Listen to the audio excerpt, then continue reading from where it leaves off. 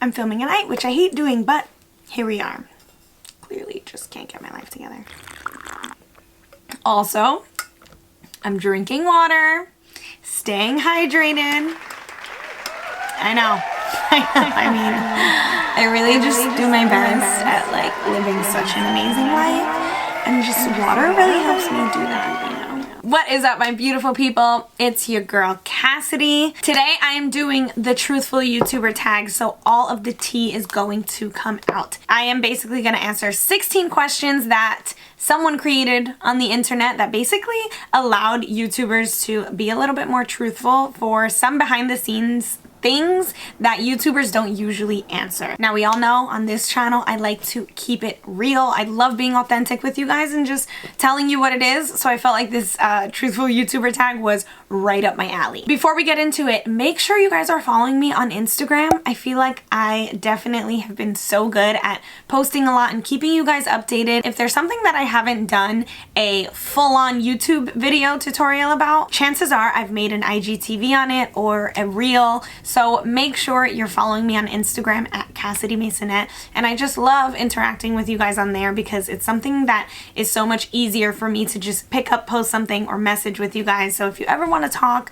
message me on Instagram, and I'm very easy to reach on there. I answer all of my DMs. So question number 1, have you ever received a product, tried it, didn't like it, and then decided not to review it? Yes, I have done this before, and it's not, I definitely don't do it all the time, but it has happened before. And it's not because I don't want to say anything negative, because there are plenty of times where, you guys know me, like I've done reviews on here that I try something for the first time and it just doesn't work, or maybe something about it doesn't work, but I can maybe figure out how to make it work in another way. But if I know that, let's say I do try out a product before reviewing it, if I know that it's something that you guys are just going to get zero use out of, sometimes I do feel like there's no point in reviewing it. And it's not because I don't want to say something negative, because I don't mind saying anything, you know. If a product doesn't work for me, it just doesn't work for me. Like that's just how the cookie crumbles, you know. It definitely makes me feel like this is not going to be useful to you, so I don't feel like I need to share it with you, if that makes sense. But you know, there are products that might not work for me, but I feel like it could work for one of you watching, so then I will review it even if it doesn't work for me. Like, I have super dry skin, so matte foundations don't always work for me, but I like to review them so you guys can see how it goes on my skin, how it wears throughout the day, because a lot of you really like matte foundations. It's more so of a thing like, will someone who's watching this video find it useful, rather than me being like afraid to say something bad. Number 2, product you use alone but don't show or use online. That's weird. I don't have anything that I like, a secret product that I like hide from you guys. Everything that I really like, I genuinely just use it on camera if I get the chance. The products that I probably show you the least are like my body products. Like when I come out of the shower, body lotions, I think that's probably it. Just because I forget, and I don't often make videos that are showing you like my shower routine. I just kind of keep that downstairs out of my office and in my bedroom. Those are products that I forget to talk about, like body scrubs, body washes, shampoos, and lotions. Shower stuff. But if you guys want an updated, like my favorite shower items, I would love to do a video like that, actually. I think that would be amazing. Maybe I should do that. Comment down below if you want me to do my top favorite shower products. I will for sure love to make a video like that. Number 3, product you want but won't buy because you don't support the brand. This definitely, I have one. I definitely have one.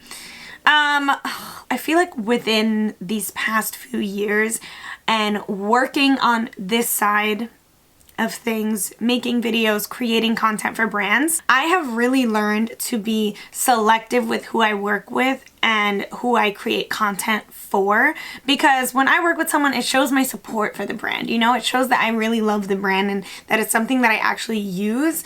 And with that, I feel the need to do a little bit of research on the brand. Like, what do they stand for? What are they involved in? What are things that this brand shows that they care about? That's something that's really important to me. And, you know, it's something that I've learned to prioritize over the years. So one product that I do want, because the products look so good, or I'll just say the brand in general, is Jeffree Star Cosmetics. Like, I feel like he kills it with his packaging and his products, and you can tell that because so many people use it and because it's such a successful brand, you can tell that it's really, really great quality. And like the packaging is so cool. Like, you can't deny that, you know? But it's not a brand that I choose to support, just because I feel like a lot of things surrounding that brand, and obviously the person that owns the brand, just have been really problematic, and not only problematic, but like hurtful and dark, and I just don't feel like a brand like that needs my money and needs my support. So I just choose to kind of stay away, because it just seems, I get a very like messy feeling, even though the products look really good and I know they're good and I probably would want to use them. It's a brand that I don't feel needs my support. So I just choose to stay away from that. Period. Number 4, do you have any blocked words? I do have blocked words. I have like racial slurs blocked. I have other words blocked that are like just annoying, like bots. Like there will be these weird comments on YouTube videos that will be like let's collab, or Warren saved me so much money by investing into Bitcoin. Like, those comments drive me crazy. Number 5, do you delete comments? If so, why? I don't really delete comments. I've never really gotten like terrible comments. But I've never really felt a need to delete comments. Again, going back to that whole spam thing, the only comments that I do delete are comments that are just like really annoying, like spam comments, like collab, DM this boutique account because they want to collab with you. It's like, if a brand wants to collab with you, they know that your email is in your bio and they will email you. You know, like, that's just what it is. Number 6, do you block people? I do block people. I have blocked people before. But it's not something that I do often. I'm not at a level where I get like tons and tons of hate comments, so I don't really have to block people very often. But I think, I'm trying to remember, I haven't blocked someone in a really long time. Number 7, have you ever lied about a product to stay on good terms with the brand? I have never done this. I've never lied about a product to stay on good terms with the brand, but I will say, you're not gonna love every product from one brand, right? Like, I love so many brands. I have so many brands that I have amazing relationships with, but that doesn't mean that I'm gonna love every product that the brand comes out with, right? Like, it just is what it is. Not everything is gonna work for me. Not everything, I'm not gonna love everything, okay? Like, what can I do? But what I will say is, there have been times that I know I don't like a product, so I have chosen not to talk about it, exactly. And I know, kind of like similar to what I said for the first question, is if I know it's a product that's just not gonna be good for you guys, and you guys are not gonna like, I kind of just choose not to talk about it and not give it any light at all. So I would say I've never lied about a product and said I like it if I don't like it, but there are certain products that I have chosen not to talk about in the past because I know that I don't like it and I know no one else is gonna like it. So number 8, have you ever initially liked a product when you reviewed it and then changed your mind but didn't let your audience know? Okay, so like, I review a product, I like it, and then keep using it, I end up not liking it. Honestly, I might have done this, but not because it's on purpose. It's just because I'm probably like, I probably forget about it and I stop using it. It's possible, but it's not something that I can ever recall doing with a specific product. Number 9, an influencer you don't trust. Period. Damn. An influencer I don't trust. Okay, I don't have any one specific influencer in mind. I really don't, because it's just like, you choose who you trust, right? You choose who you feel like you relate to. You choose the influencers that you know are honest, that you get a feeling about. But I do have like a more generalized thing of things I don't trust on social media. I don't trust influencers that promote like skinny teas, flat tummy teas, weight loss smoothies, waist trainers. Those kinds of things are just not up my alley. Like, it's not who I am. It's not, I feel like those fad, like, quick fix kind of like diet stuff or like body shaping things. Oh, the new thing on Instagram is like butt cupping. Like, I don't trust that stuff. So any influencer that promotes those things, I don't trust that. It might not be that I don't trust everything the influencer says, but it's definitely when I see an influencer promoting that kind of stuff, I'm just like, it gets a big eye roll from me. I think it's like damaging to the body image. I think it's just whack, like, and those same for like flat tummy teas. Like, I feel like those are quick fixes that are not sustainable, and I don't feel like it's helpful to promote them. And number 10, influencer you trust the most. Okay, this one is my favorite. First, I do have to shout out Soph Does Life. I love her so much. I feel like she's super honest. She has the best reviews. I love her work ethic. She's so consistent with her videos, and she always seems to make them interesting. So that's really inspiring to me. And yeah, I love her videos so much. Another one that I love and trust is Kathleen Lights. I really, really love everything that Kathleen Lights stands for, and just her personality resonates with me. I feel like she's a little weirdo, and I feel like I'm a little weirdo. So, and yeah, and again, with her too, I just get this feeling like when she talks about a product, she is genuine about it. Number 11, secret tips or product application you don't show while on camera.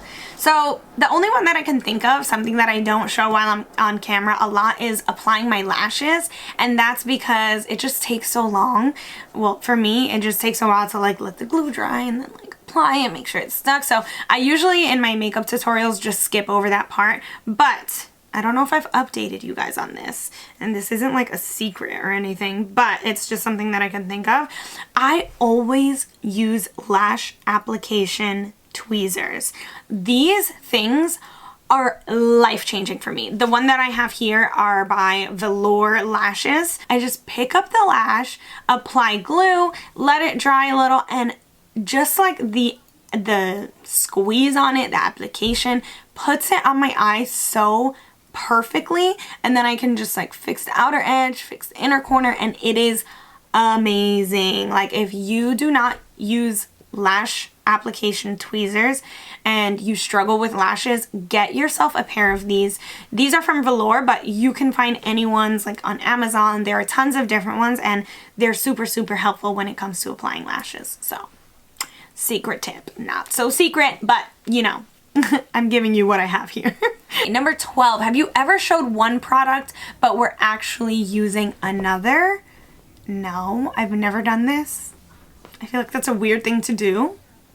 Like, I don't see why someone would do that.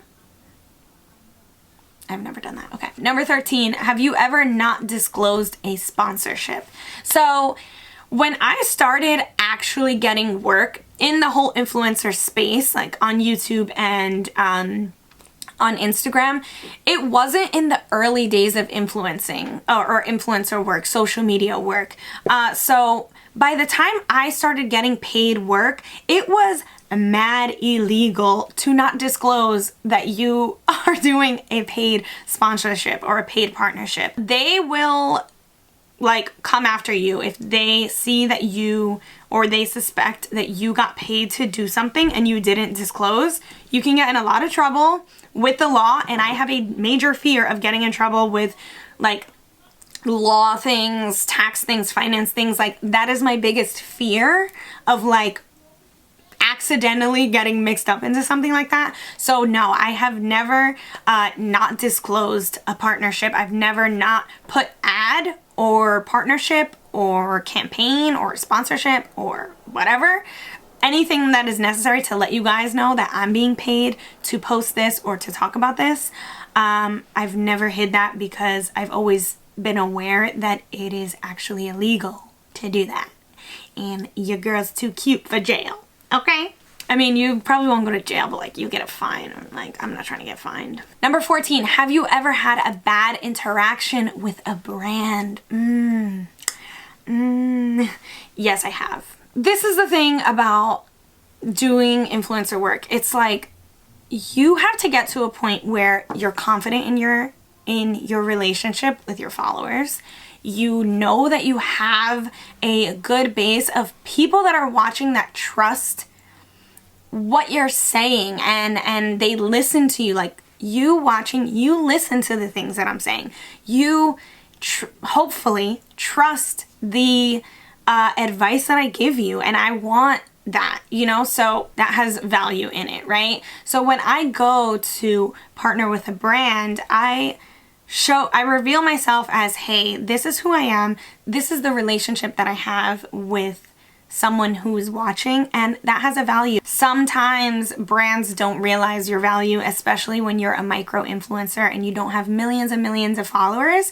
It's fine, you know, everybody is at a different stage, right? I'm okay with that, but what I'm not okay with is a brand undervaluing my work and my, you know, my effort, because at the end of the day, this is my job. So yeah, the bad interaction that I had was just a brand that was upset about a rate, and they ended up being like really nasty about it, and were like basically telling me how and why I wasn't worth that rate.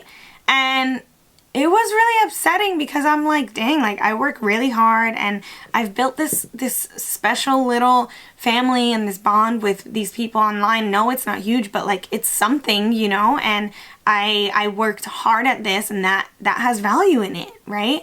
And yeah, they just kind of like basically sent a few like really rude emails just saying how I wasn't worth the rate that I was giving, and this is why I should accept the rate that they're offering. And I was just like, dude, peace out. And that was just once, though. For the most part, brands are usually always really nice, and they, you know, they want to work with you. They want to create a relationship. They are most of the time really fucking cool. Number 15, have you ever bandwagoned with other people's thoughts on a particular product? I like this question.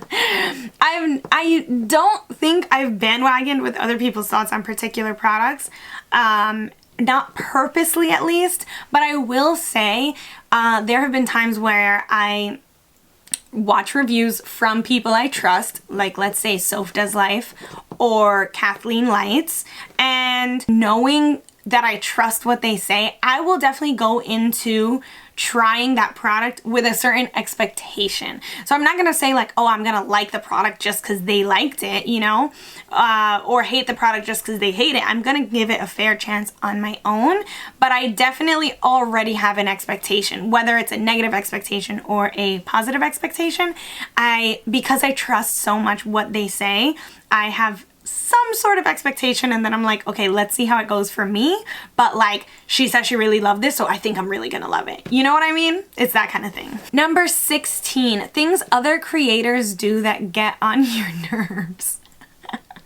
Okay, the one thing, it's a very general thing, but the major thing that creators do or influencers do that really get on my nerves is just when they're not genuine. Like, you can see it like as clear as day when an influencer is like fake laughing, or like on stories just very not genuine, which I get it. We all don't want to be like smiley happy on Instagram, but when I'm not feeling like that, I just don't post.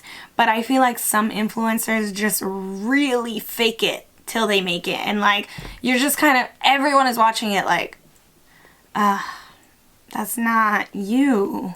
That's not your life. Just when they get weird on Instagram, it's like very like fake laughy and like a very curated, everything is curated about their life. Like, I don't enjoy those things.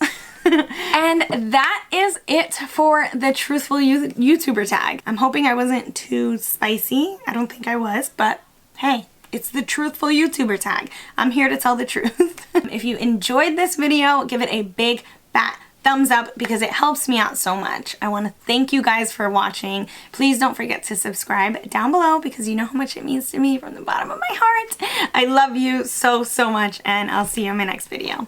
Bye!